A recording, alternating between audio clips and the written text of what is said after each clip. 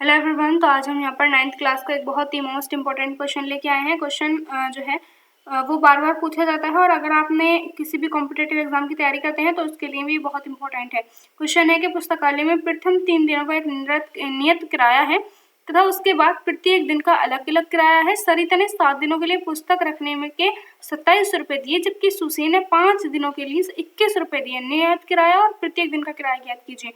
तो देखो, सबसे पहले हम यहाँ पर क्वेश्चन को थोड़ा थोड़ा करके एकदम यहाँ पर आसानी से कर लेंगे। पुस्तकालय में प्रथम 3 दिन के लिए कितना है, एक नियत किराया है। मान लो कि हमने नियत किराया उसको x माना है, माना नियत किराया कितना है, x है, वो भी कितने दिन का, 3 दिन का।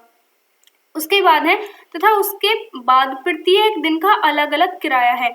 जितने भी आगे के दिन होंगे 4, 5, 6, 7 सबका अलग अलग किराया होगा। हमने उसको जो है यहाँ पर y मान लिया।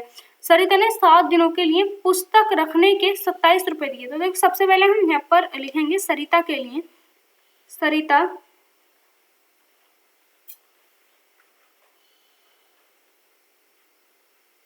के लिए, ठीक है। यहाँ पर लिखेंगे सरिता के लिए। इसमें क्या दिया हुआ आगे कि जो सरिता के लिए 7 दिनों के लिए इसने पुस्तकें रखी हैं। 7 दिन मतलब पहले तो 3 दिन ये होंगे और बाकी के 4 दिन आगे के होंगे। तो देखो, सबसे पहले नियत दिन कितने हैं, x प्लस 3 दिन के लिए हो गया x। उसके बाद कितने हैं, 1, 2, 3, 4 दिन आगे के हैं। तो यहाँ पर आ जाएगा 4y।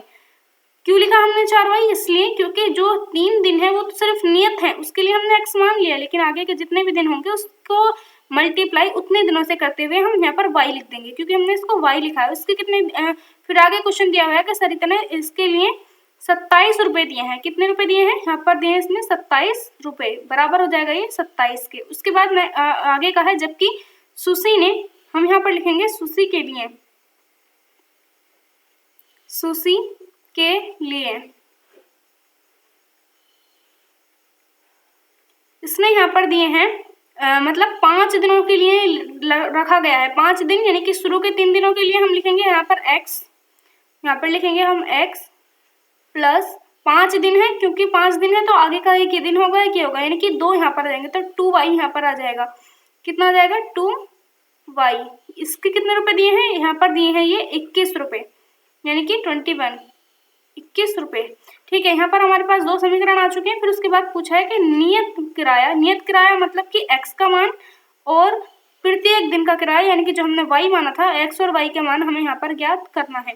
तो सबसे पहले हम क्या करेंगे, ये दोनों जो समीकरण है कि समीकरण इसको 1 मान लेते हैं, समीकरण इसको 2 मान लेते हैं। इन दोनों समीकरणों से जो है x और y की वैल्यू हमें निकाल देनी है। सबसे पहले हम क्या करेंगे, इन दोनों समीकरणों को यहाँ पर मतलब माइनस कर देंगे।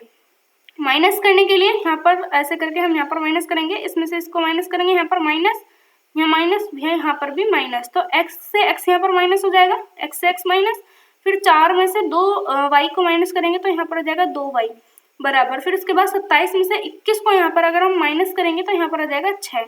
तो यहाँ पर फिर उसके बाद 2 से 3 बार, यानी कि 2 3 6, y का मान आ जाएगा हमारे पास 3, ठीक है, y का मान आ जाएगा हमारे पास 3। फिर उसके बाद क्या करेंगे, y का मान कोई सी भी समीकरण में रख सकते हैं हम। y का मान, मान लिया हमने समीकरण जो है 2 में रखते हैं, y का मान समीकरण 2 में रखने पर, 2 में रखने पर, ठीक है, y का मान समीकरण 2 में रखेंगे तो समीकरण 2 क्या है, x प्लस 2 की जगह कितना है, 2 ऐसे के ऐसे ही, y की जगह यहाँ पर आ जाएगा 2 इंटू y की जगह आ जाएगा 3 बराबर 21, ठीक है, यहाँ पर ये आ जाएगा। तो फिर यहाँ पर आ जाएगा x प्लस 2 3 6 बराबर 21, यहाँ प्लस का है 6, इधर जाएगा तो माइनस का हो जाएगा, यानी कि x बराबर हो जाएगा 21 माइनस के 6। जब हम इसमें से इसको माइनस करेंगे तो यहाँ पर आ जाएगा ये 15, ठीक है, यानी कि x का मान कितना आ गया, यहाँ पर आ गया 15 और y का मान आ गया यहाँ पर 3, यानी कि इस तरीके से जो है हम इसका मान निकाल देंगे। तो यहाँ पर पूछा था कि नियत किराया, यानी कि नियत किराया जो 3 दिन का है वो यहाँ पर जाएगा 15, और जो बाकी आगे के दिन होंगे, यानी कि जो प्रत्येक दिन का किराया जाएगा वो यहाँ पर होगा 3 रुपये। तो इसका ये आंसर है x बराबर 5 और y बराबर 3। बाकी वीडियो आपको कैसी लगी वो अपने कमेंट बॉक्स में जरूर बताना है। आज के लिए इतना ही, मिलता है नेक्स्ट वीडियो में। Thank you.